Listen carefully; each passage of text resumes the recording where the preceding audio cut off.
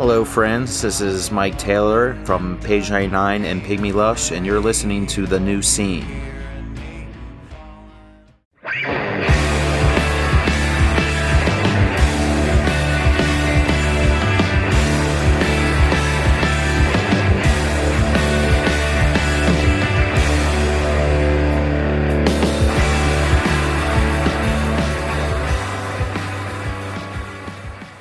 Hello, everybody, and welcome to The New Scene. I am your host, Keith, and we are back with another brand new episode. And on the show this week, we have Jonathan Fuller, drummer of Sleepytime Trio. Sleepytime Trio are active once again. They've got a reissue of their discography out now. It's called Memory Minus Plus Minus. I love this band. I've loved them for a long time, and they've been very influential for me in my own personal songwriting as well. I also caught them live for the first time earlier this month. I saw them play at the First Unitarian Church, so tune in at the end of the show for a recap of that experience. Jonathan has also played guitar in Engine Down. He drummed in Denali. He's done it all, and we cover everything in this conversation. It's a great conversation, and it is coming up shortly. But first, here's how you can support The New Scene. Rate us 5 stars on Apple Podcasts and Spotify. Subscribe to our YouTube channel. We have a main channel with full video episodes and a clips channel with clips from select episodes.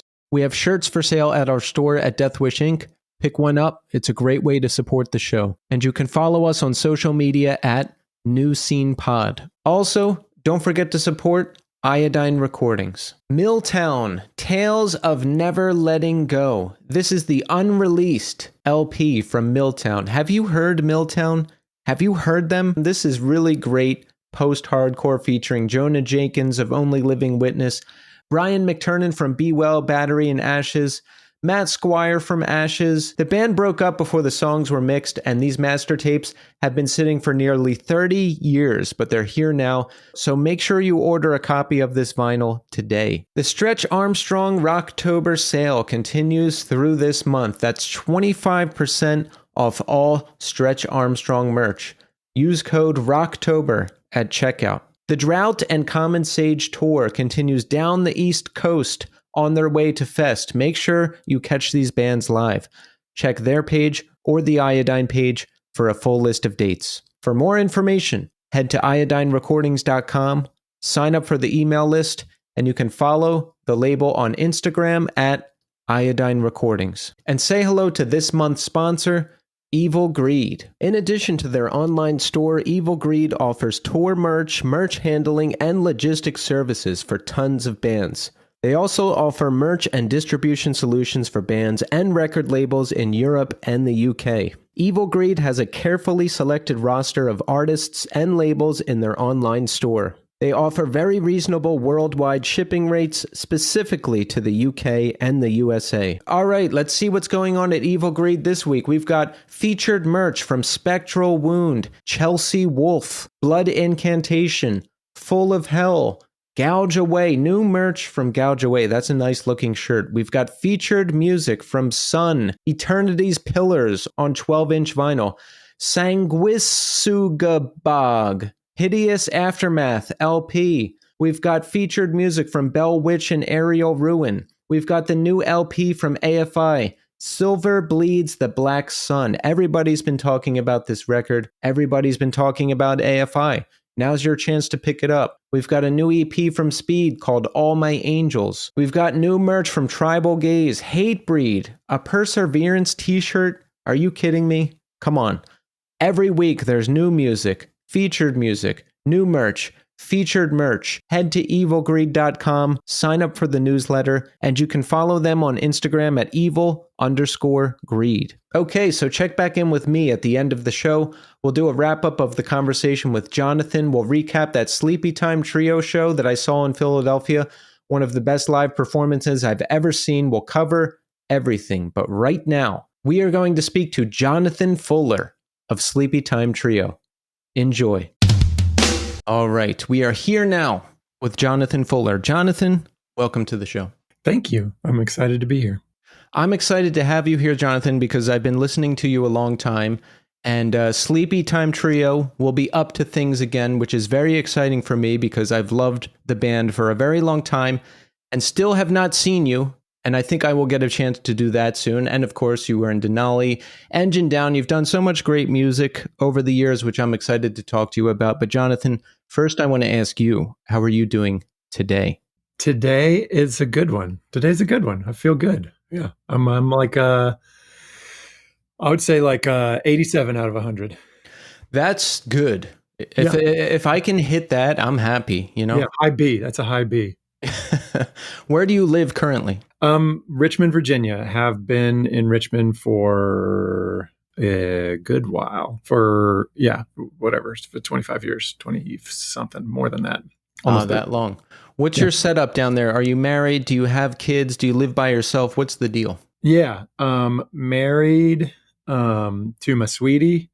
I have 3 kids. One is a sophomore in college, and then a junior in high school, and then a few year gap, and then I've got a 4th grader. Oh, wow. Yeah. Okay. Yeah. So it's a big split. It's not for the faint of heart. Wouldn't necessarily recommend it, but I love it. Yeah, that's my parents did the same thing. They really wanted a girl, and they eventually got one, and she's like 10 years younger than us. So yeah. Right. So you got the sort of the varsity team and the JV. Yeah, exactly. Like second whatever, second win, second era, second gen. Did you feel a little bit more like you raised your youngest sibling? Yes, I really feel like I did a lot of raising of my younger siblings, and that could be its own podcast where I talk about that for hours. But I'm going to save that. I'm going to save that for a bonus episode. Cool.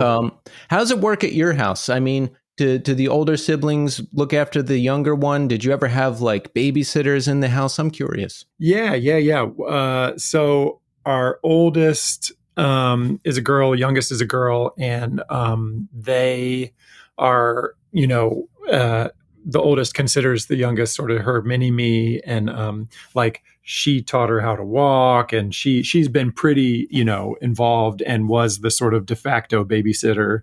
Once she got old enough. And then my middle child is a boy, and he's really like logical, like super logic brained. And historically the youngest, and then our middle child, the boy, this logic brain, he won't back down. He doesn't know to say like, oh, she's only 3. Like we can agree to disagree. She's saying something incorrect, and I can just let it go because she's 3 years old. They butt heads because he doesn't realize that she is, whatever, unstoppable force, immovable object. And so it's pretty hilarious seeing them go at it. And I'm like, dude, take it easy. It was a pretty big age gap here, and you have the ability to say, I can drop this, but he never does. Yeah, I am a logic-brained middle child as well, and I probably used to think like that. I guess I still do to some degree, but I get it. Yeah. Well, did you grow up in the Richmond area? I grew up in Virginia. I grew up in Lynchburg, Virginia, which is a couple hours from here. And it was a great place to want to, move away from.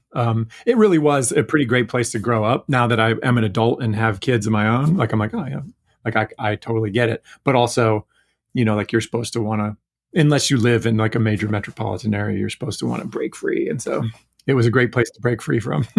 Yeah, same where I grew up. I most people I speak to who grew up in a place like that feel that way. When I grew up, I don't think I hated it, but I didn't love it or really think about it too much, and I wanted to get to a city. But now that I think back, I'm like, yeah, it's pretty good. We had woods. We had different places to go. It's a suburb. It's a decent enough place to raise kids. And that's not stuff you think about when you're like 15, though. I mean, I think the other thing that I appreciate in hindsight is it was a really tight-knit community. Like we were the freak scene and the skateboarders and stuff, like we were not a large crowd. And so you ended up, hanging out with the hippies and, anybody who was like sort of not a jock, and so I appreciate that. And also it was small enough that the music scene was like, no bands came there, toured there. So there weren't like sort of sects within, the sort of like freak scene. It was like we got into everything because there wasn't anybody who was like, oh, like if you want to hang out with those guys, then you dress this way and you listen to these records, which I thought was a great way to sort of grow up and just be like, this is fun. I like the way that record cover looks. Like, who cares? Yeah, that's interesting, because when I discovered this world of music, melodic metalcore was really popping off, and you wore an band T-shirt and cargo pants. Yeah, because I guess the new metal influence was leaking into everything else, and that's what you wore. And there was certain bands you listened to, and that's what I did. So I always respect people who didn't do that and just kind of listened to and did whatever. I did that to a degree more as time went on, but when I came into it, it was just like, no, this is what you do. Yeah, absolutely. No, I'm thankful that I had that sort of like, just like older friends who were listening. Like I got into, the Smiths and Fugazi and, whatever. I can't even remember what sort of hip hop stuff, like from the same sort of older dude who was driving us to skate spots, and like just hearing stuff in his car and being, oh, what's that? Like cool. All the stuff that was just all over the map. Yeah. So would you like it even heavier stuff? I did not like hardcore and heavier music when I heard it, because I'm like, it's just too much screaming. It's too much. But then when I heard stuff that had some melody and where people would scream and sing, I was like, oh, what is this? Like I could, and then when I went to my first show and it was the scariest thing I ever saw, I got hooked. So I could. What was the first show? It was Converge, the Dillinger Escape Plan, Turmoil, For the Love Of. Amazing. It was crazy. Yeah, that's huge. That's awesome. Horrifying. First show, horrifying. Yeah, because everyone's like, oh, we're watching Dillinger. They're great. Come up front. And I might die. They are. I didn't know what to expect, and they're like the craziest band that's ever lived. And it was simultaneously the most exhilarating and scary thing I ever experienced. So how could I ever go back? Amazing. That's awesome. Yeah, I didn't, my sort of, path into, independent music, alternative, it was called alternative at the time, was through metal. And honestly, it was like hair metal, and then got into like real metal and thrash and stuff. And right around the time that, cause it was, my little friend group was pretty insular, and, it was all just peers, us in whatever, like elementary and then early middle school. And we were listening to Metallica and Creator and, all the stuff that we could find that had like a sick looking record cover. And then we started hanging out with some people outside of our group through skateboarding, through, like kids that would take us to, different spots and stuff. And so in middle school was the sort of, this awakening to this other music. And similarly, I never got into straight up hardcore. I think sort of what, like, it was a little too sort of machismo, or, whatever that perceived, that way, or like New York hardcore. But just like you, like it had to have some melodic element. It had to still feel hooky. And so I got into all sorts of different, music in the alternative scenes, still, listening to some heavy stuff, but also, loving The Cure and loving My Bloody Valentine and loving like frickin' The Breeders and Belly and, like definitely always into poppier stuff too. And never, growing up, I would listen to music where occasionally the singer screamed, but the first time I got into straight up screamed music was emo. where and that just was like a lightning bolt for me. Like I know a lot of people are like, sort of like shy away from the word and are scared of it and embarrassed of it. And man, I couldn't be further from embarrassed of that word. Like it was so sort of important. Like I found this music that was like so emotive and like so raw, and that is like really sort of like it really, really resonated with me in a huge way. Nice. Yeah. What was considered emo at that time for you? I came in 98, 99. So Mineral was like the one band that I really defined as emo. Yeah, and then right. Get Up Kids and Saves the Day kind of got swept into that a little later. But like, what was it for you when at that time? Yeah, the bands that when I first heard people talking, and it was my friends. I didn't live in Richmond yet, but I had friends that did, and when they started talking about emo, I was like, "What are you talking about?" And it was more the like uh, West Coast Gravity Records, Indian Summer, Heroin, that sort of stuff was what I got into, and Shotmaker from Canada. Um, those were the bands that, and this was like sort of heard the word, learned about it a little bit, and my friend, who introduced me to, I was like, "What is that?" And he was like, "It's like kind of like Fugazi. It's like when sometimes they scream, but it's not hardcore."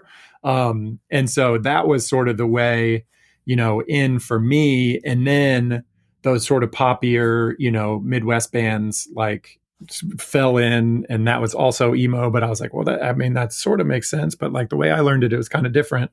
But yeah, and then it grew to be this term that incorporates anything that you want, including a haircut and a, whatever. But yeah, that sort of stuff was like, Hoover was huge for me. And they're from nearby and on Discord. And so around that same time, I think maybe that was one of the very first. It was like before their full length was out, they had a 7-inch out, and a friend introduced me to it. And that was absolutely sort of a gateway, like, what is this? And what are the other bands that sound like this? This is like so sick. Yeah, those were fun times when you would find a band and be like, I need to find everything else that sounds like this right now. Yeah. Exactly. And it was harder. You had to get recommendations. You had to buy records off of eBay because they didn't exist anymore. It was different. Yeah, so cool. Or get, look at the catalog that came, the teeny little Xerox catalog that came in the record. I remember ordering a couple records from Trouble Man, and Mike, the guy who ran it, sent this little handwritten note like, "Hey, I saw that you ordered this. Like, you should check out this. It's the band that these guys are doing now." And just like, it just felt so, cool and small, and like it was our thing. Just a lot more it was absolutely a magical time. Versus now when stuff is actively sort of coming at you, like back then you had to really seek it out. Right. Now there's too much coming in and I can't keep up with any of it. It feels crazy. I don't envy, young people like that are just getting, I mean, I don't envy myself either. Just getting bombarded, like the content faucet is on, you can't escape it. Right. So there was something very different. I mean, I'm sure that there's some cool thing that, like kids now are figuring out or doing differently that's like equally inspiring and awesome. But for me, it's sort of quaint and charming the way that we came up and the effort that we had to put in. Right. And I guess it still works kind of the same way. It's just that the internet exists now and maybe word spreads faster because, you know, Knocked Loose still had to start somewhere. Turnstile still had to start somewhere, just like everybody else, right? Yeah, absolutely. Right. Yeah. When so did you start on drums? Was that the first instrument you played? Yeah. It's sort of funny. I grew up. My best friend growing up was Keely Davis, who was also in Engine Down and Denali with me. And his parents played in a cover band, they were like a like a band for hire. They would play weddings and, whatever. And so they had this like jam room in their house where they would rehearse, and they had like all the band stuff. And I took a few guitar lessons, or like a year's worth of guitar lessons as a kid. Our other skateboarding friend, well, it started out as just we would all end up at our friend Keely's house because he had a mini ramp in his backyard, and we would spend the weekend there. And they had this room, and his parents were kind enough to let us just freaking bang around on this expensive stuff. But so it would be, like 8 or 9 of us just goofing off, not thinking we're going to be in a band, just goofing off. And that kind of like matriculated into like the people that were like, let's do that again. Hey, let's do that again. Like, and it ended up being 3 of us, and we all could play guitar. And, one guy was better at it. So he ended up playing the guitar in this high school band, and Keely, like I could play the drums barely better than Keely. So I played the drums and Keely ended up playing bass. The drums came fairly naturally. And so I think that I have the most fun playing the drums. It just sort of happens the easiest. So that was the first thing that I did in a band was play the drums. Wow. So they came naturally to you. Yeah. I mean, the sort of like independent, and I will say this, like, I am not a good drummer. I'm not good on any instrument because I don't have the sort of like dedication to work to be really good at it. Like the joy in it for me is collaboration and creating something. And so I just don't have the patience to like get actually good at it. So the reason that I've become sort of proficient enough to, perform in front of people is just because I have been doing it. But I think sitting down at the drums was like, cool, I can move all 4 limbs independently and like it can kind of work.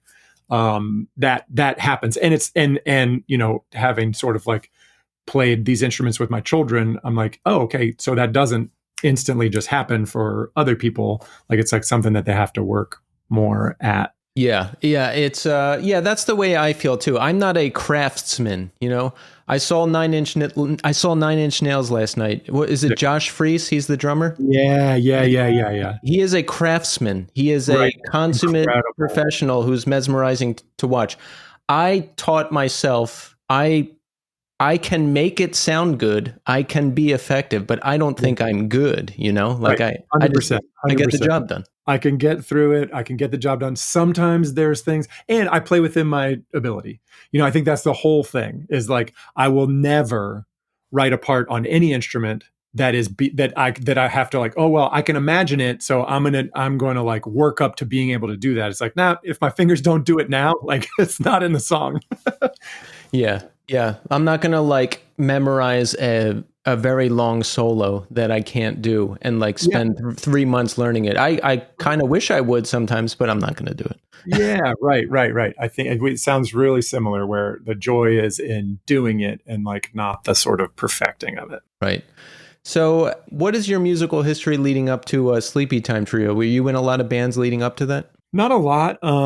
I did. I played in this high school band. Well, my friend Keely and I, we had a band that never played anything but took promo photos. And by promo photos, I mean like a Polaroid where we scribbled the band name underneath, and the band name was Screamer. And I think maybe one of us had the one real guitar, and then the other people were holding tennis rackets. And then through sort of like for 3 years in high school, I played in this band with Keely and our other friend Clark called Herschel, and we played in Virginia a bunch, and we did like one summer tour, and we released 4 demo tapes. We sold them as though they were albums, like it was like we self-made, self-duped demo tapes. We were around long enough that we were selling them to our friends and the other kids that would come to our shows, that we put out 4 proper albums on cassette by ourselves. Um, and then, when I went to college, there was like my high school band played a couple of shows with Maximilian Kolbe, and I went to school at JMU where they were where they had been in school, so we were friends, and I was a huge fan of that band, and every person in it, and just watching them was like, I mean, that band honestly is like a huge reason that I went to the college that I went to, because I met those guys and I saw through them the sort of scene that was happening in this teeny little um, Mennonite farming town where JMU is, and just was real pumped on the scene there. And so, my sort of early college was, even though the guys in my high school band all went to different places, we were like, the next summer we still played, some shows, and we got back together and we actually wrote some more songs and stuff. But I started playing with Drew from Max Colby because he wanted to do something less heady, something less, sort of like brainy and more straightforward. And everybody in Max Colby was living in different cities at that point, and he just wanted to play with people, who were in Harrisonburg where we were. And so we started Sleepytime. It was definitely just sort of like a side project, and it was like just this goofball thing where we were going to write some like heroin, very short, sort of like spazzy, screamy songs. And then it, was really fun. And then it got more serious than that. Yeah, I guess after Max Colby broke up, did you guys like start just making it the main thing? Yeah. And when we first started, we were truly a trio. It was Drew and Ben and myself, and we played a couple of shows, and we played one show, like maybe our second show, with a band called Gefilte Fish, which was a really, really heavily influenced by Rocket from the Crypt band that Dave Neesmith, who was also in Max Colby with Drew, he was doing this other thing called Gefilte Fish that was like definitely funny. Like they were having fun the way that Rocket from the Crypt has a lot of fun at their shows. And the songs sounded, all of them would admit that Rocket was the influence for that band. Anyway, we played the show with them, and David saw us and he was like, "Hey, I would like to also be in this band." And I was like, "Hell yeah, sign me up. I get to play in a band with two of the dudes from Max Colby. This is like my freshman year in college dream come true." I might have been headed somewhere with this, but I forgot. Yeah, I didn't realize that there was 4 people in Sleepytime Trio until I had Dave on the show and he told me.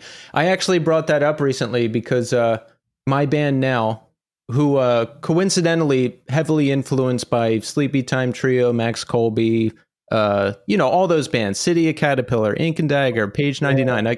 We loved all that stuff, and awesome. We love it, and those are all major influences. So we were talking. The original band name was going to be Japan 4. It's a stupid joke from a Tom Green movie, and then someone was like, "No, but there's 3 of you," and I'm like, "No. See, Sleepytime Trio was 3 guys, and then they had a 4th. So if they can do it, we can do it too." Can do whatever you want, man.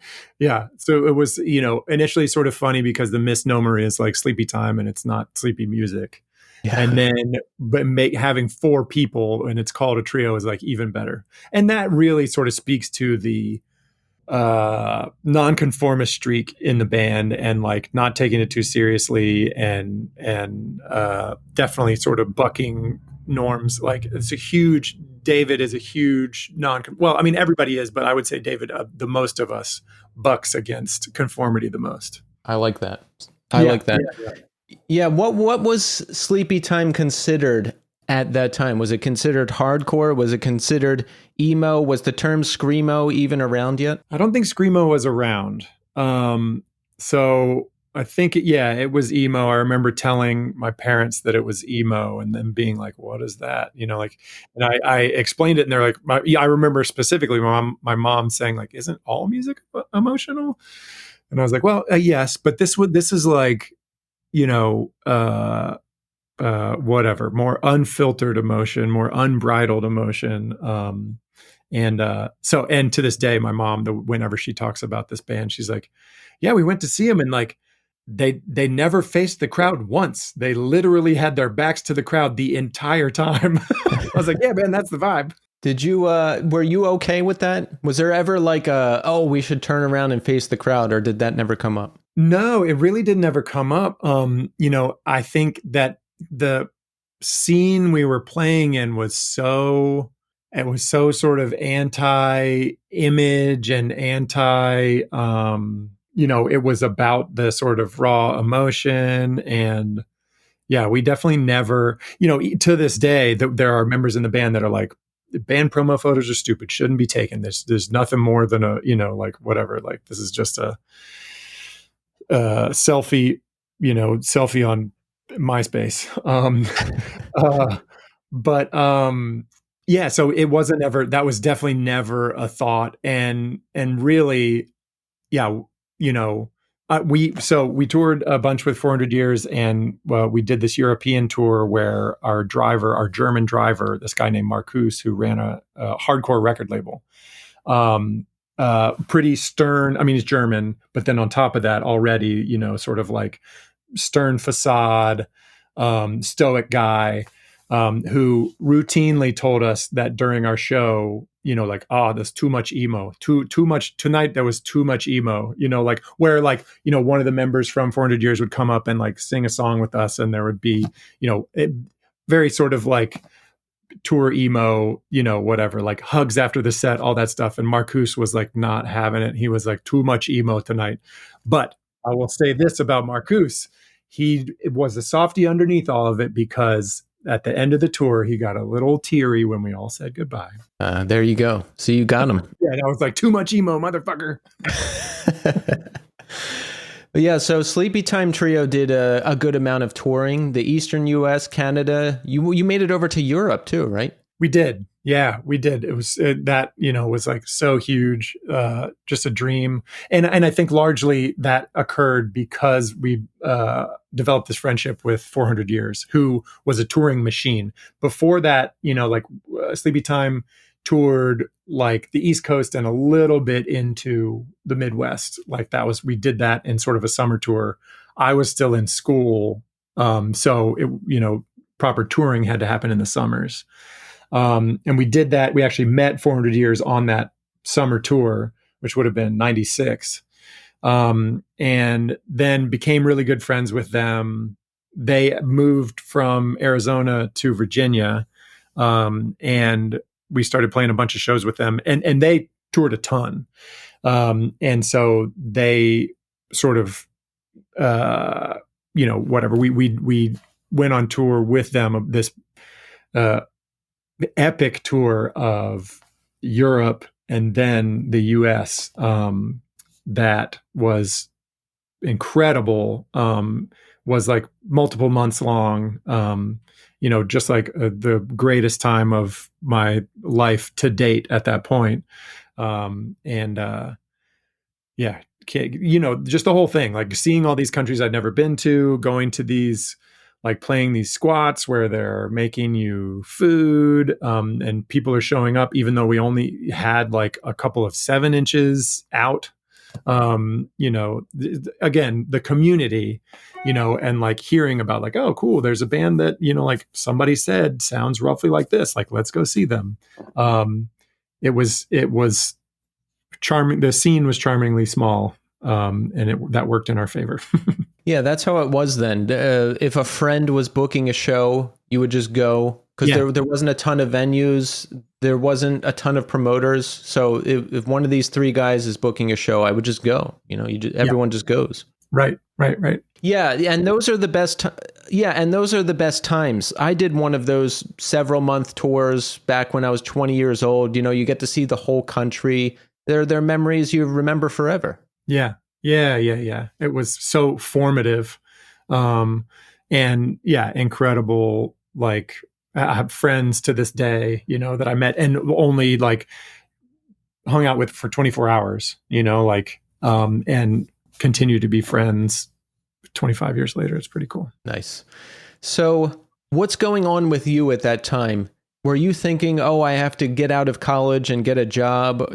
Were you only focused on music? Did you think about any of that stuff? I didn't ever think that like playing in a band could be that. I didn't ever think that music could be a career, because I didn't have, like we talked about earlier, I didn't have the sort of dedication to any instrument or like becoming like a player.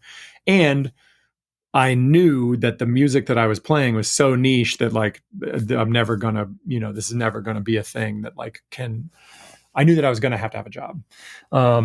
And I,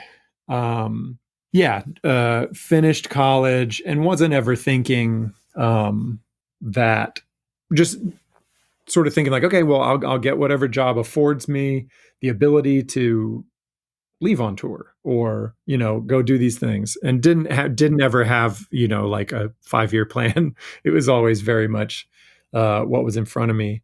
When I was still in college, I guess it was, I can't remember if Sleepytime still existed or if this was post Sleepytime, but there was a band from Richmond with Adam from Born Against called the Young Pioneers, and I played. The original drummer was Brooks Headley, who was in UOA and also played in Born Against. Did I say Born Again? Born Against is what I meant. Anyway, Brooks couldn't do it anymore, and so our other friend Marty, was also in the band, asked me to try out or just to do it, and I played with the Young Pioneers for, it wasn't quite a year, but there was a tour. Young Pioneers were going to go out to the West Coast and do a tour with Carp.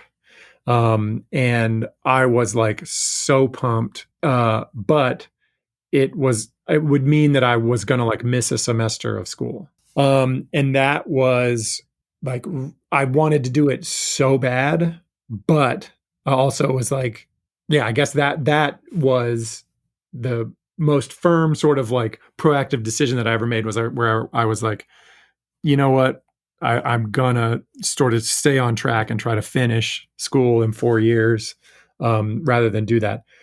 Looking back, I feel like I could have done it and then, gone back to school, figured it out. Also, nothing that I have done in my professional life has needed a college degree. So I also didn't actually need to finish college. But that was like a torturous decision, and I still wish to this day that I had been able to go on that tour, because like they ended up playing with all these awesome bands. But I just was like a huge fan of Carp and knew that was going to be a really sick tour, and regret not doing it. Yeah, well, back then it was like you have to go to college. Like I thought I had to go. Yeah, and I don't know, maybe I did. I don't know, but yeah, no one's ever asked to see my degree. And unless you're doing something very specific, like we have hired you to code, I feel like you can just lie and say like, yeah, I have experience with these things. Teach me. 100%. I mean, I think that I do very much appreciate going to college, because I met all these people, developed these, it was like, adulthood junior, like this protected space where, I was able to figure out that music was really important, and that I could do it to the degree that it ended up being this big of a part of my life.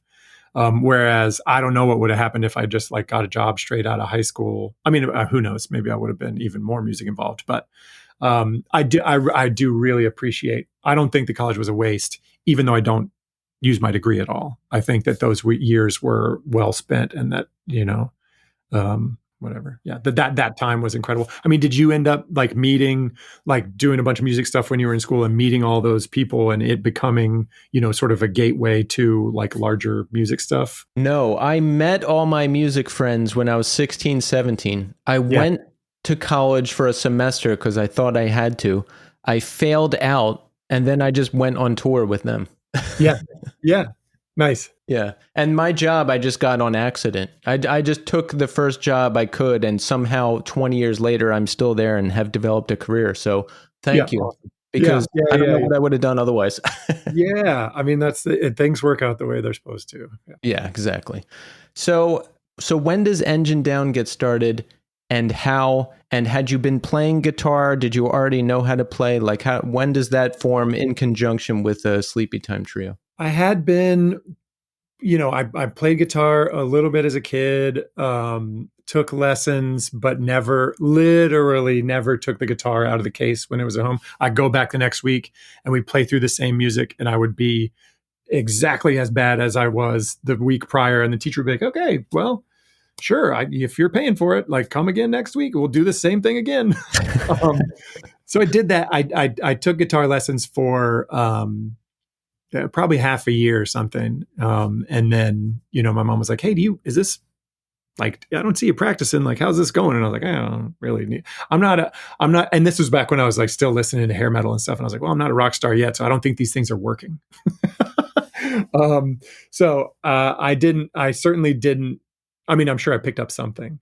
But I played like violin when I was a little kid, and I played trombone in the school band. So I had like a little bit of musical background from that stuff. And with the guitar, I wanted to, again, so Sleepytime started when it was just the three of us. And then David joined. David didn't live in Harrisonburg anymore when he joined the band. So we were already like, okay, spread out. And then Drew finished school and he left Harrisonburg too. So I was sort of in this band that didn't all live in the same city. And so, we were only rehearsing and writing and stuff every so often. And Engine Down formed because I wanted to do a band that could, like sort of get together more often and be more, whatever, like creatively active. And I was interested in playing more like, yeah, playing guitar. And so three of us, it was Jason Wood, who had been in a couple of bands. He was in a band called Wimp from Roanoke, and then he was in a band with two singers called the Weak Link Breaks. That was more of a sort of metalcore, hardcore band. And then our friend Jeremy, the three of us sort of, and, I mentioned Hoover earlier. Hoover was like, I wanted to play music that sounded like Hoover. Like I wanted to play the guitar and play music that sounded like Hoover. That was the sort of nexus of Engine Down. And I talked to these other guys and they were on board. And so we needed to find a drummer. And in Harrisonburg, our friend Tim started this thing called the Rock Lottery where, different musicians all put their name into a hat. You pull out groups of four, they form bands, and a month later you play a show, these bands. And I was in a band that had a couple different songwriters. We played like sort of a jazz song. I played the drums, and we played sort of a jazz song and then a very straightforward sort of like punk song by the other songwriter who had been in a band before. And there was another band that came out of that was a band called the G String Riders, and they wore like just G strings, and they had cowboy boots and stuff. And they played all songs that were based in G. But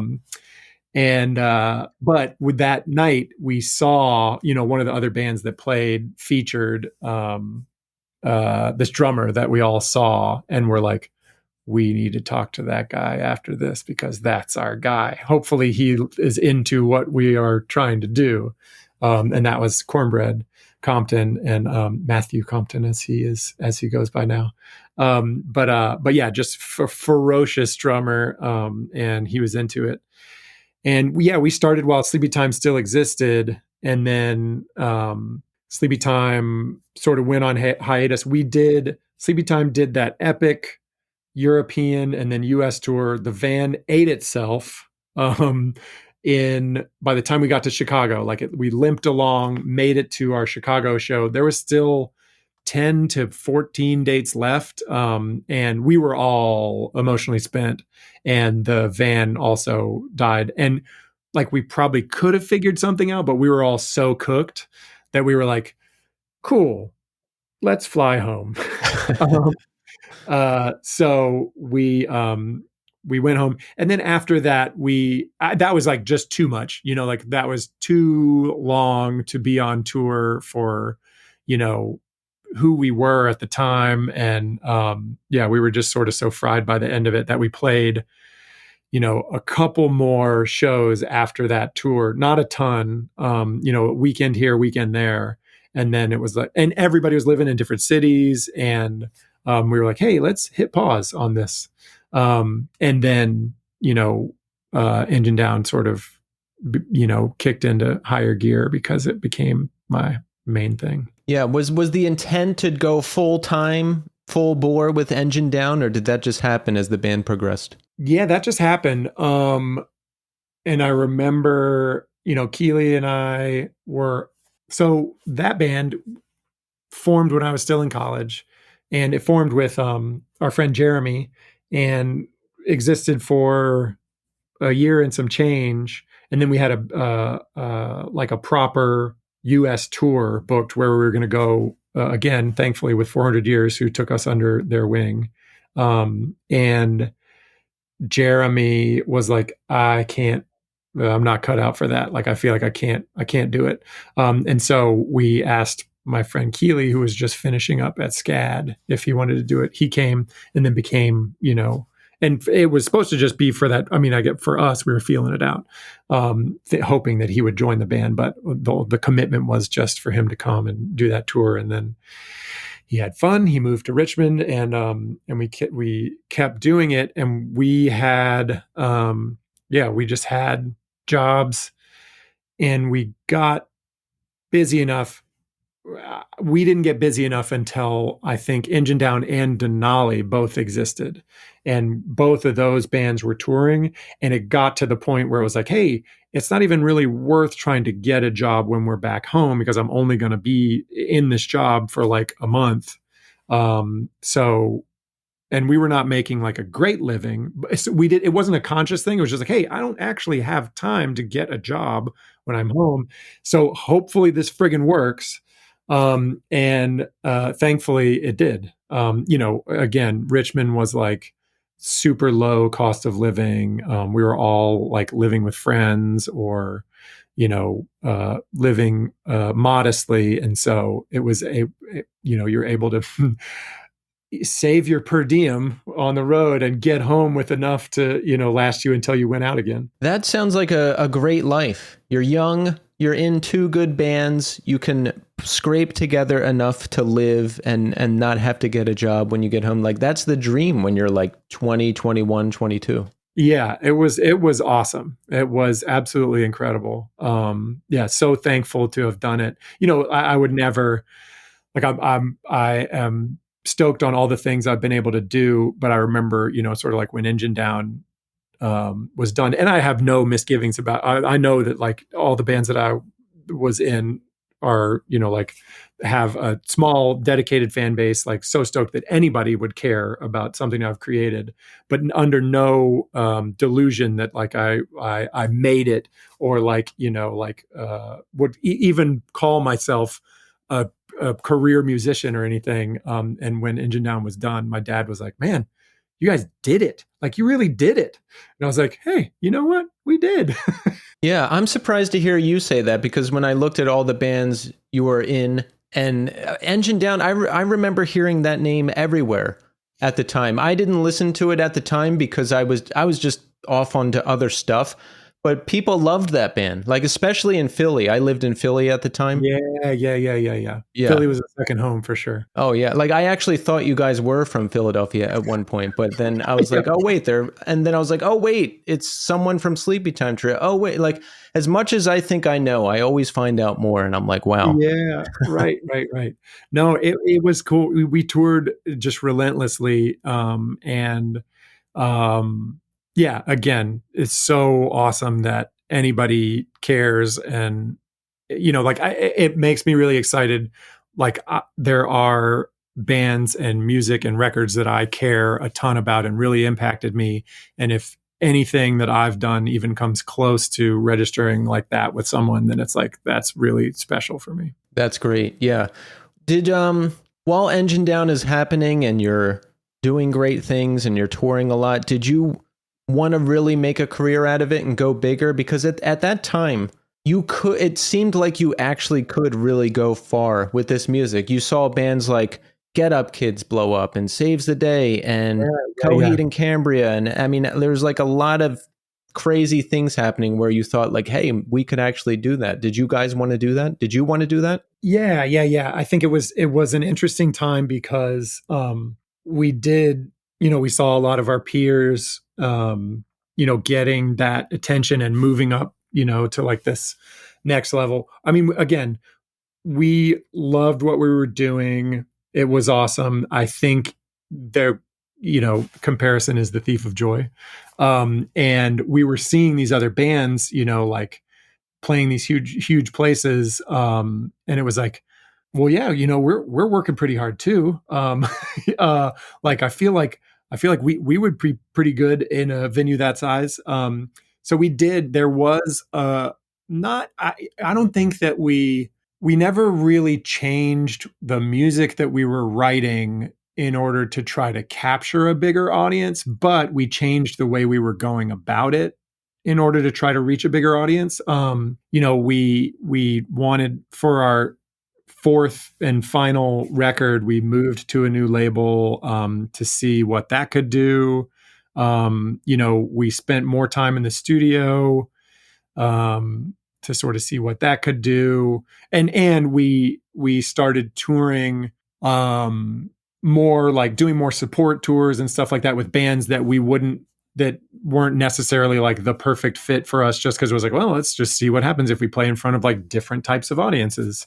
So there was definitely a conscious effort to sort of like see where else it could go. Again, not, I don't think that the songwriting, we were still writing songs that were obviously, the direction of the band did change throughout what we were doing, but that was more about what was inspiring for us. And yeah, sort of by the second or third or something touring cycle on our fourth record, we were kind of like, okay, this, like, it feels like this is the size band we are. Like what we're doing, like, this is who we're going to reach, and this is who's pumped on us. And, this is sort of what it is. And one, Jason Wood, just sort of like, apropos of nothing. We were in Europe. We were in the UK, and it was like pre-show. We had gone to, walk to a restaurant or something. We're walking back, and he was like, "Hey, so what if we stopped doing this?"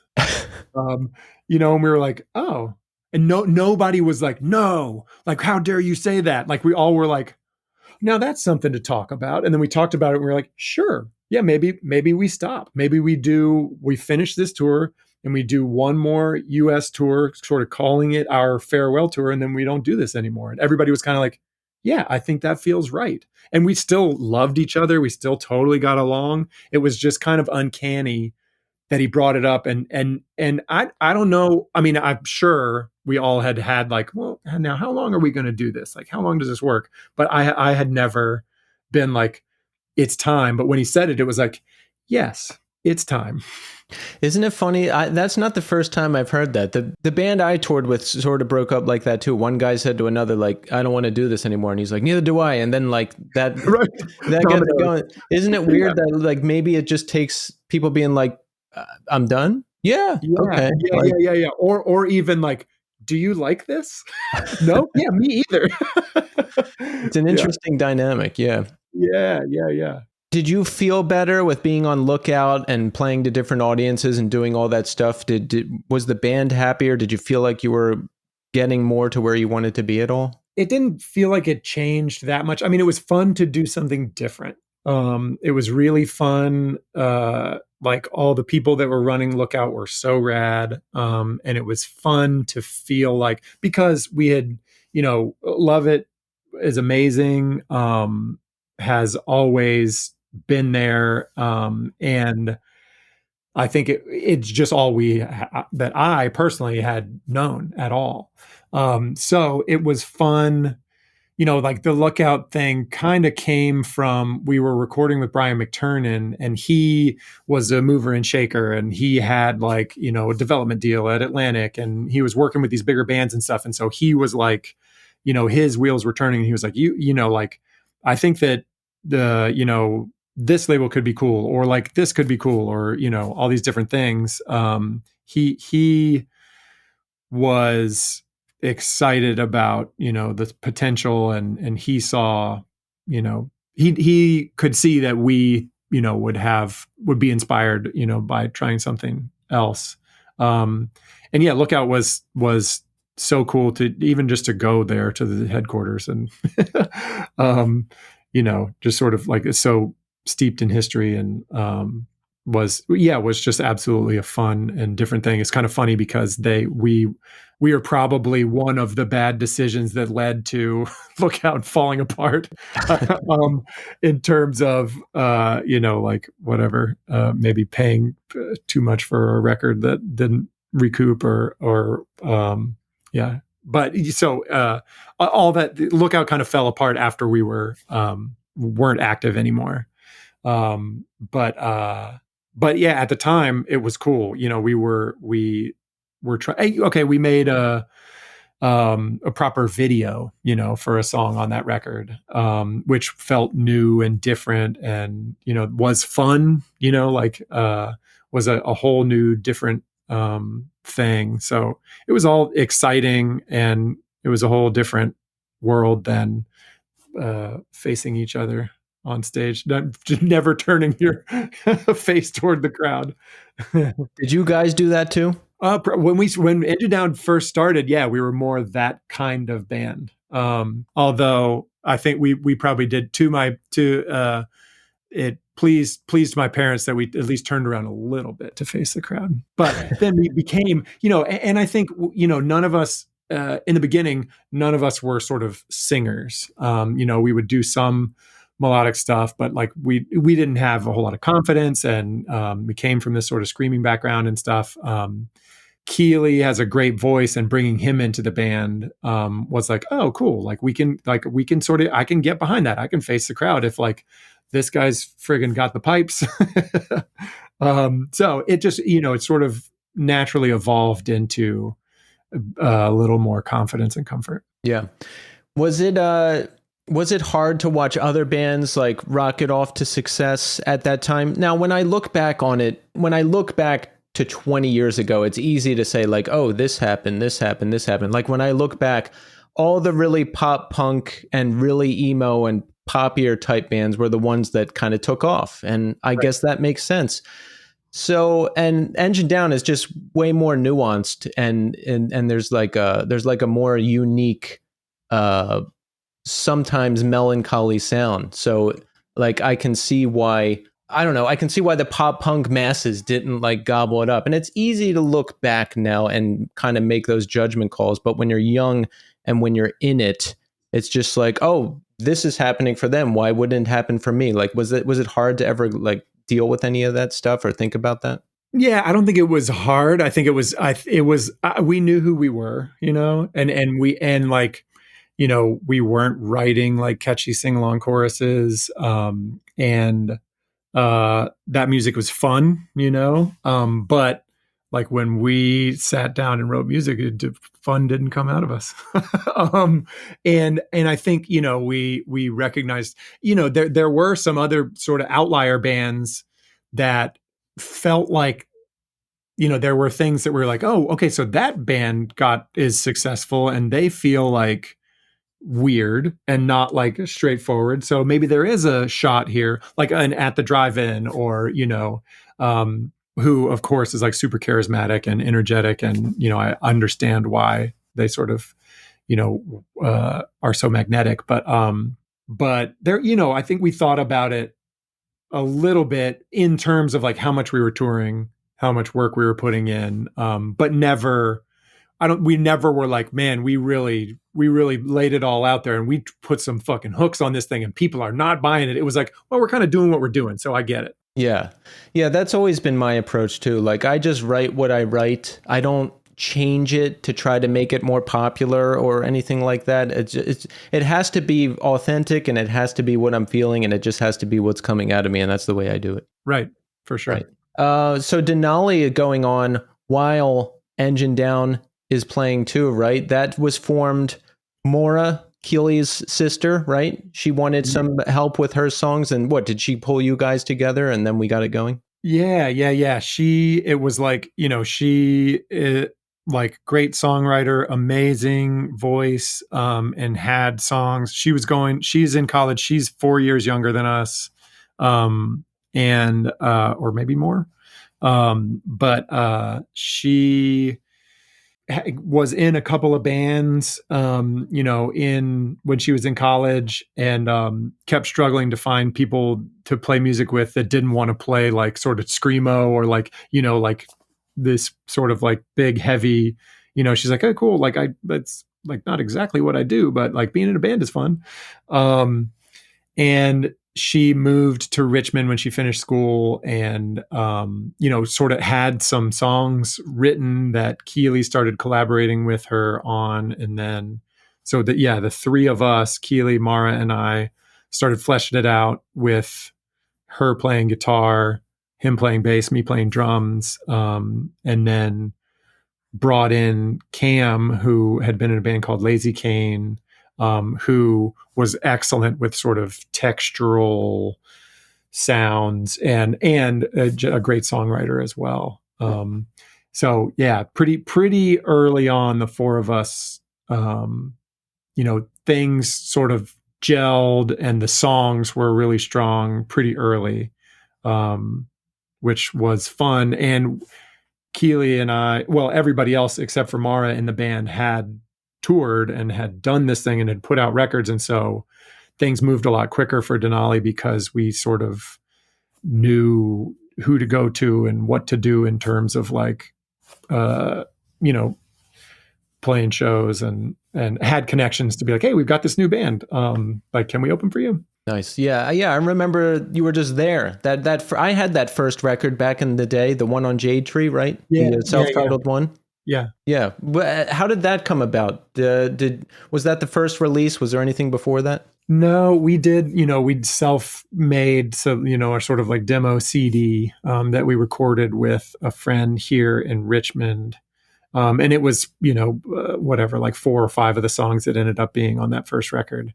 And I can't remember. So Cam was really savvy and he worked in, like, his job was in A&R at like Atlantic or something, or he was whatever, like on a street promo, whatever. He ended up working at these labels. He may have been sort of like a street team manager at the beginning. Anyway, he knew way more about this sort of stuff than any of us. And he was and thought about it in a, more proactive way than the rest of us. And so he was like, hey, let's, like meet Rama Mayo and let's meet, these different people that ran these independent labels. And we met with Tim and Darren at Jade Tree. I think we probably played a show, somewhere Philly or something, and went to hang out with them in Delaware afterward. And and they were awesome peeps. And that happened. We weren't like courting a bunch of offers. It was like we met some, different people that ran labels, and Jade Tree said they'd like to work with us, and we were like, sick. Yeah, why not? That's prime Jade Tree. Yeah. Oh man. Yeah. We were pumped because Jade Tree was popping off for sure. Yeah, definitely. So you and Keely ended up leaving. What year did you leave that band? Was that like when Engine Down was going to gear up more for Lookout and all that stuff? It was 2004. And I think that we had maybe already made the move. yeah, it was partially driven by just feeling exhausted by doing the two at the same time. And in that, trying to figure out, like, okay, if we can't do both anymore, it was sort of, even though Denali's trajectory was sort of like quicker, Engine Down was sort of like doot, doot, doot, one fan at a time, and Denali was like on a more exponential climb. It was like the sort of, just Engine Down was our baby, and the vibe, the decision was more about where our heart was versus like what was going to be more successful. But yeah, it sort of came down to like not being able to do everything. Was that hard? Was there, because there's like family ties in the band and everything? Yeah. I think that was really hard for Keeley. They ended up getting a couple of incredible players, a drummer that is so much better than me, to play the drums. And when I see videos of them with Ryan, it was Ryan Rapsis, who is from Chicago, played in all of these awesome bands. But when I see videos of him playing the songs, I'm like, God damn, so good, like so much better than me, which is like so great. It's cool. It was cool to see them with that lineup, because I was like, man, you guys are crushing it. But yeah, it was hard for both of us because we loved doing both things. I know that it was, I can only imagine that it was harder for Keeley because he and his sister are super close. And the last thing he wanted to do was like feel like he was sort of abandoning her. Right. Well, we have Sleepytime Trio things happening, which makes me very happy because it's been a highly influential band for me forever, since I got into this music. And Memory Minus Plus Minus, that's the new 14-track collection coming out, right? Yeah. That's right. So it's it's remixed by Jay Robbins. We've got remasters by TJ Lipple. I imagine there's new vinyl and artwork and all that fun stuff, right? Yeah. So it's cool. The whole thing kind of happened. I mean, all that stuff, all of our material came out on like a 7-inch, and then a split 7-inch, and then like a song on a vinyl comp. So everything was out of print pretty quickly, and then Love It did a CD discography. Was that the blue one with the blue cover? That's the one I always remember. Yeah. Cool. So that was like 1999. And so it, this, rather than something that's like never been streaming or never, like sort of seen the light of day, this has been out there, but it's been out of print in vinyl, for 20 years at least. And Jason Pearson from Solid Brass was really persistent and awesomely fanatic about saying like, hey, this stuff has not been on vinyl, in this century. It would be awesome. He reached out multiple times saying like, hey, like I would love to be involved in getting this back on vinyl. And was persistent enough that, after texting the rest of the band, however many times, like, hey, for sure, the first few messages came in. I'm like, okay, cool, whatever. And then, he was persistent enough that I reached out to everybody else, like, hey, this guy seems really nice. He has offered multiple times. And I think right around that same time was when Solid Brass was doing the Shotmaker box set. And we saw that come together, and I was like, oh man, that is a fantastic, representation of their, output. And so started talking to him more earnestly, and within the band, we were like, yes, we want to work with this guy, but also Love It has been there the whole time. And, like was such a huge part of what we've always done. So we don't want to do it without them. So we talked to them both into a co-release, which has been great. And so vinyl, a couple different colorways, one color on Love It, one color on Solid Brass. It'll be gatefold. It's a beautiful design. Inside, there's a booklet, a newsprint zine that has like a listing of our entire, what we think is pretty complete gigography. There's some question marks, and I'm sure there are some things that are missing. But each show has like a little bit of notes about what we remember from it. And just looking at the other bands that we played with is so cool, because some of these bands we didn't even meet them, like played with them in some weird city, one time. And then a year later, you're like, holy crap, we played with them. Like, this is now my favorite band. But so that's been all fun to see. We're also doing a very limited cassette run with this. But yeah, it's been super fun to work on that and sort of curate, just walk down memory lane with the Instagram account and getting user submitted photos and details about stuff that are filling in the sort of gaps in our memory. Like I have I'm like, oh man, I remember when we played at this in this city, and I feel like it was in this basement with the leaky pipe and blah blah blah. And then somebody will send me a picture, and I'm like, oh, that was a different city. I merged the two, things. So really fun to sort of just revisit that whole time.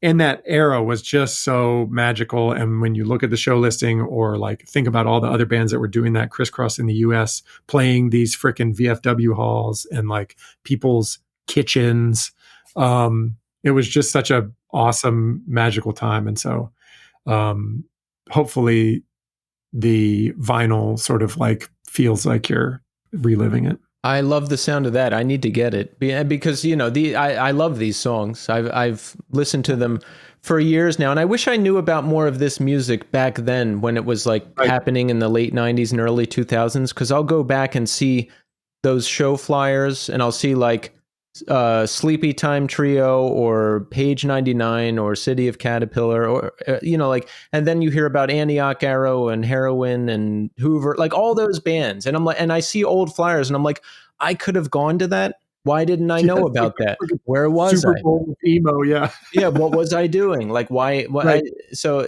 I'll see like Jets to Brazil on old flyers, and I'm like, I could have seen them.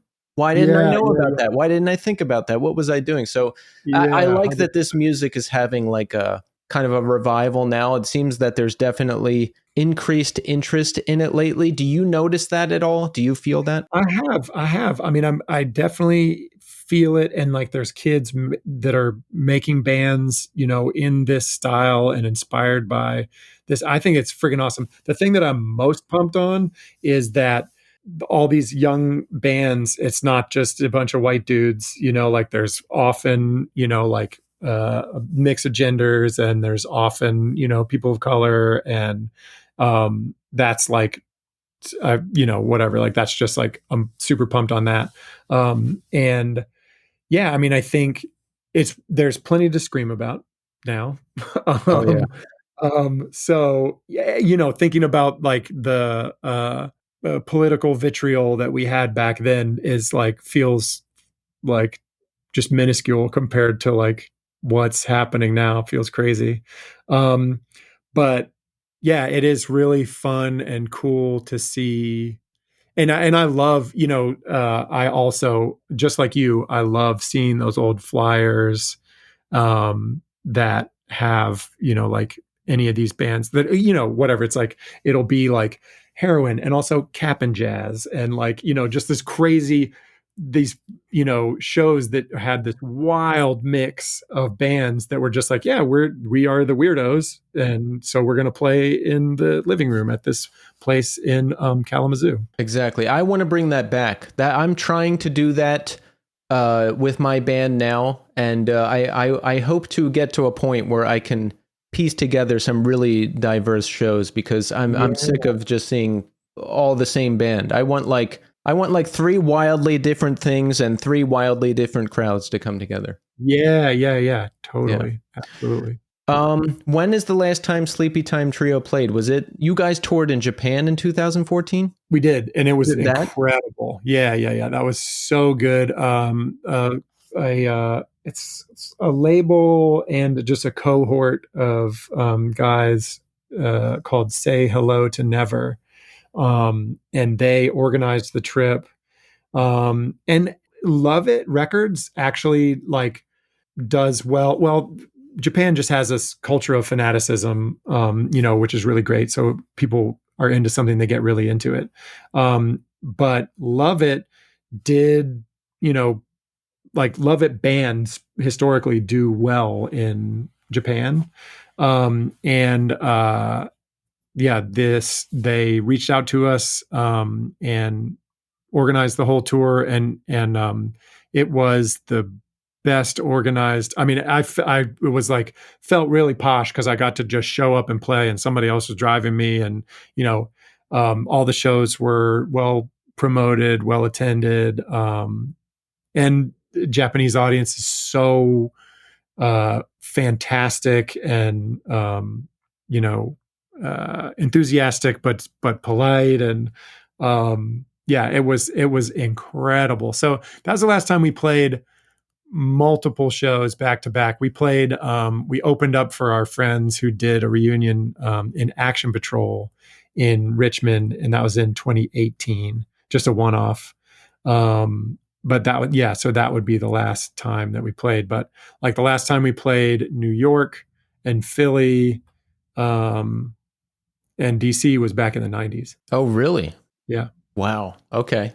Now, it sounds like you've played enough over the years that you remember the songs, and it's not like you have to start from scratch each time. Is that the case? Yeah. You take that many years off. There's definitely some muscle memory, that kicks in. But it's such a, like Sleepytime is such a physical, cathartic, like sort of freak out band that, I none of the bands since then were so physical. And so like I literally have to do sort of like cardio training. Okay, so here I'll tell you the story.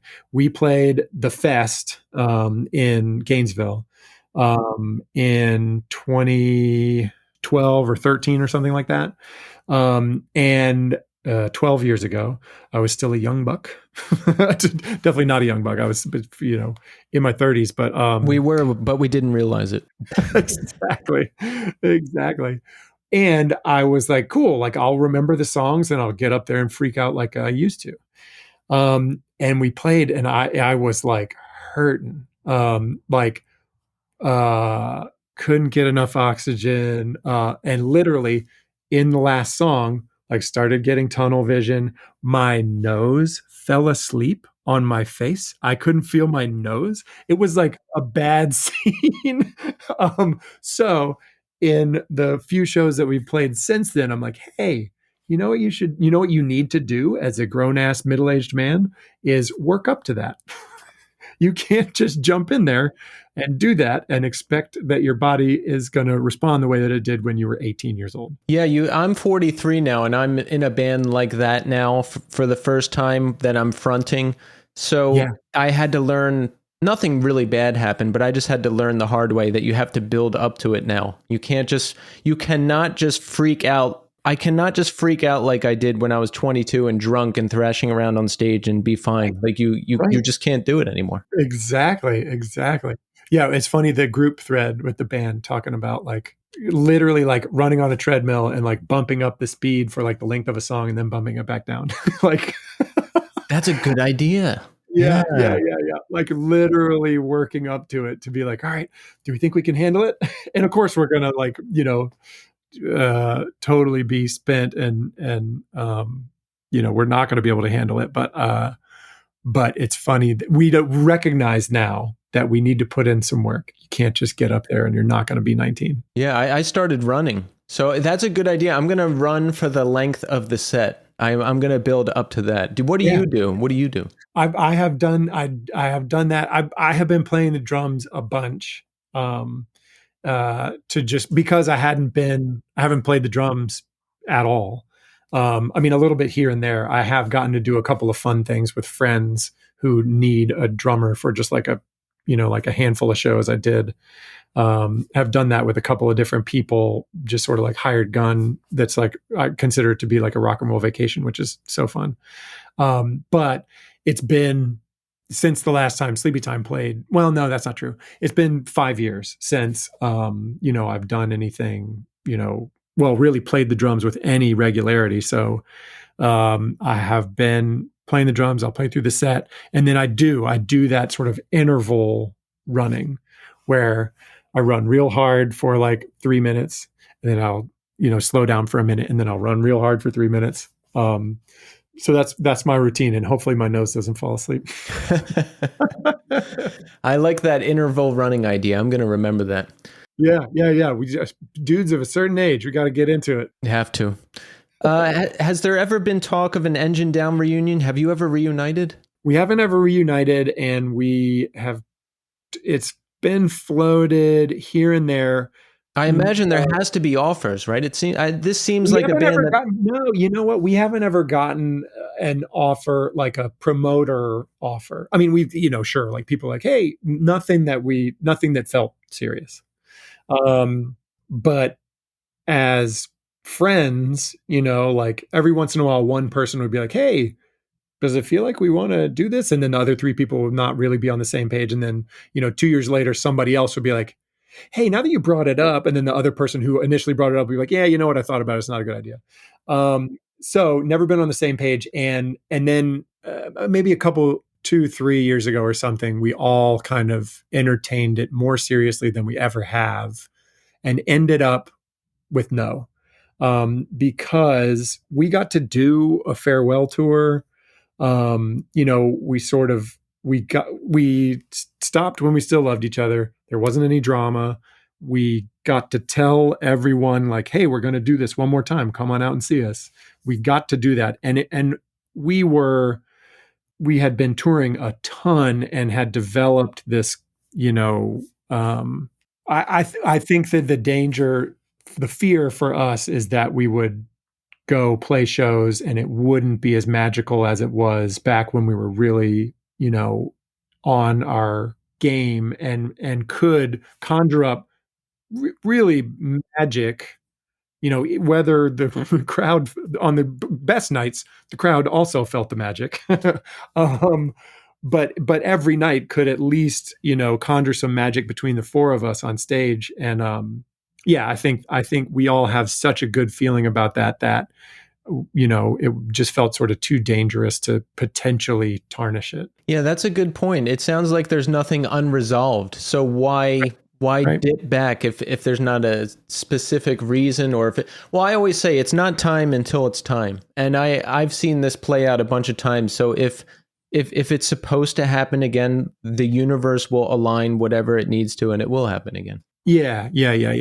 And it didn't, right. It never felt, we're certainly not going to force it, but yeah, I love all of those guys. I'm in touch with all of those guys, and love them all to death, and would love nothing more than the excuse to hang out, to be like, can we just like be in a van together for like 3 weeks? Like let's not play shows. Let's just do that again. Yeah. I think Denali has reunited a couple times over the years. Were you and Keely part of that? Yeah, we did one thing. It probably was maybe like 2010 or something like that. But we played a couple shows on the East Coast, and then we played LA. And that was really fun, to do and play sort of like venues that were bigger than we would have. Like, cool, we're only going to do a couple shows so we can like, play these sort of bigger places. And we had like projections and stuff at one of the shows, which we never, did when we were a band. So that was definitely really fun. Not opposed to a reunion, obviously. Well, we don't call these Sleepytime shows reunions because we never formally broke up. We just, I mean, I do accidentally call them reunions all the time, but yeah, we never broke up. So we're just playing again after. Yeah. So technically it's not a reunion. I wasn't sure if it was ever an official breakup, but no, we have the official word here right now. That's right. We never officially broke up. It was just a hiatus. Well, there is Sleepytime Trio shows coming up, and I think this is going to air after those shows happen. So listen, if you're hearing this, I hope you were at the shows. and I hope you had a good time. But tell us, if you know when they're happening offhand, tell us what's going on. Yeah. We're playing the East Coast. We're playing New York, Richmond, DC, Philly, and we're playing all of those shows with Frail, and then 3 of those shows with Policy of Three. And we're so pumped. Both of those bands were like bands that we had records of back in the day, and didn't know the guys in Frail, but knew the guys in Policy of Three. And so, yeah, this will be really fun. The show in Richmond is a part of a festival where City of Caterpillar will also be playing, in a band from Richmond called the Ultra Dolphins from the sort of early 2000s. Oh yeah, that's Dark Days, Bright Nights. Exactly. That's a good fest. Yeah, that's going to be good. Yeah. We're pumped. Yeah, the whole lineup is totally sick. We play on Saturday, and it should be really fun. And then we also just announced today a show in Chicago in the beginning of 2026. So mid-January in Chicago. Heads up, it's going to be cold. But it's a 1-day festival put on by our friend Chris, who has done this for years, has been curating this really niche 90s DIY like online presence called A Town So Small. He used to book shows in State College in Pennsylvania, and he made these super niche sort of mock. Do you know that Obvious Plant account online where a person makes like fake toys and puts them in a toy store, and it's like got the cardboard backing and the plastic thing, but it's like, and it looks real, but it's like this absurd thing, and he actually goes and places it in a toy store.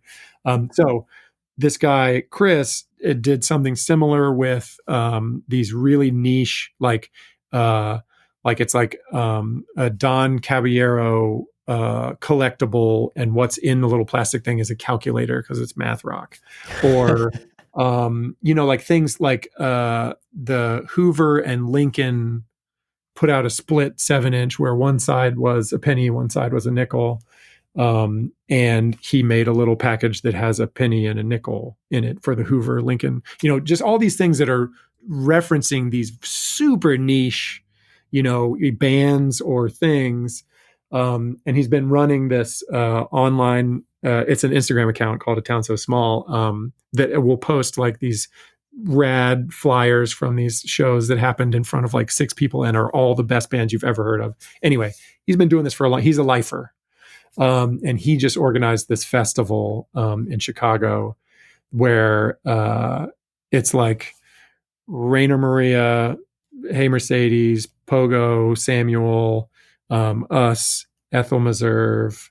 Yeah, just like this sort of lineup that you would have seen back then and been like, wow, amazing. I never would have put those 2 bands together, but I love them both. So it feels like, to your point, this sort of resurgence, like, I don't know at what point we're going to hit the tipping point of oversaturation, and like the fascination becomes like, okay, yeah, I guess the deal would be like, if this thing turns into a cruise, then it's like, okay, it's over. We jump the shark. Right. That sounds like an incredible show. That's awesome. I gotta check out that Instagram account. That sounds like something I would be interested in. It's so cool. And he's been doing it for a long time. And so you can scroll back and just see all this sort of fun stuff that he's been doing over the years. Awesome. Well, I am looking forward to hopefully seeing Sleepytime Trio in Philly. I think I'll be down for that show. Awesome. It's going to be so sick. Yeah. I will look for you and say hi. And Jonathan, I just want to say thank you so much for coming on the show. I've been listening to you a long time, and it was great to get to talk, and thank you. Yeah. Thanks, Keith. It was awesome. I appreciate you taking the time and asking thoughtful questions. I hope I didn't yammer too much. No, yammering is good. I always say this: if you don't talk, I'm in trouble. And that's happened before. So this is going to be a 12-minute podcast.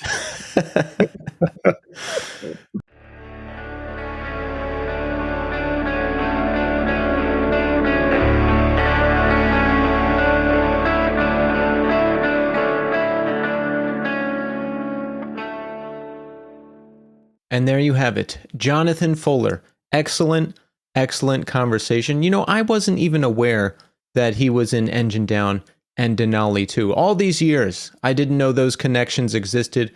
But that's really cool because Sleepytime Trio is a defining band for me. I got into them not too long after I got into this music, around 98, 99. That Memory Minus discography that's out there, that's been out there since around that time, has always been in my rotation. And over the years, I've tried to start a couple bands like that. Sleepytime Trio, definitely a band that was influential for Memory Entry when we were writing our debut EP. We were even going to cover Rock Candy, but we just never got around to it. And I guess we're not going to do it now because Sleepytime Trio is here. They're back. So yeah, Engine Down, another great band. I mean, I remember my friends talking about them, listening to them a lot in 2003, and I didn't listen to them at the time, but I love them now. Denali, I had that first record, another great one. Jonathan has just done so much great stuff over the years, and he was a real pleasure to talk to as well. So thank you so much, Jonathan, for coming on the show. So let's check in. How are we doing? I'm doing okay. Things are really busy, having a hard time keeping up with everything, but that's a good thing because a lot of good things are happening. I was down in Philadelphia the other week and I caught the Frail Sleepytime Trio Policy of Three show at the First Unitarian Church, and opening up the show were Frail.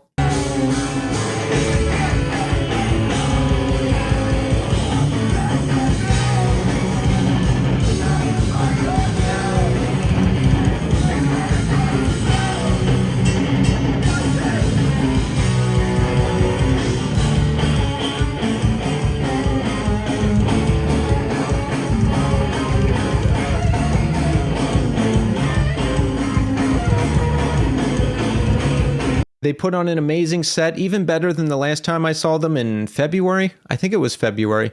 Amazing stuff. Got to talk to Don for a while. Got to talk about all the Ink and Dagger stuff that was coming up. So always a pleasure to see him.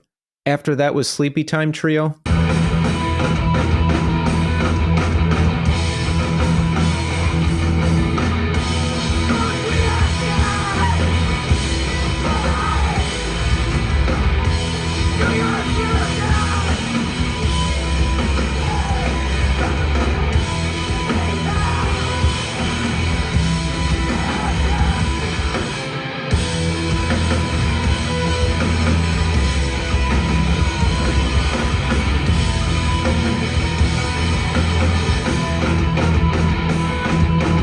Now, this was my first time seeing Sleepytime Trio, and I was blown away. Like, I expected to like it. I expected to think it was good, but I was blown away in a way that I have not been in a long time. It's like they never left. It's like they never went on any hiatus. It's like they never slowed down. It sounded massive. The energy was high. They sounded perfect. Unbelievably great show. Really blown away. Great, great, great stuff. After Sleepytime Trio was Policy of Three.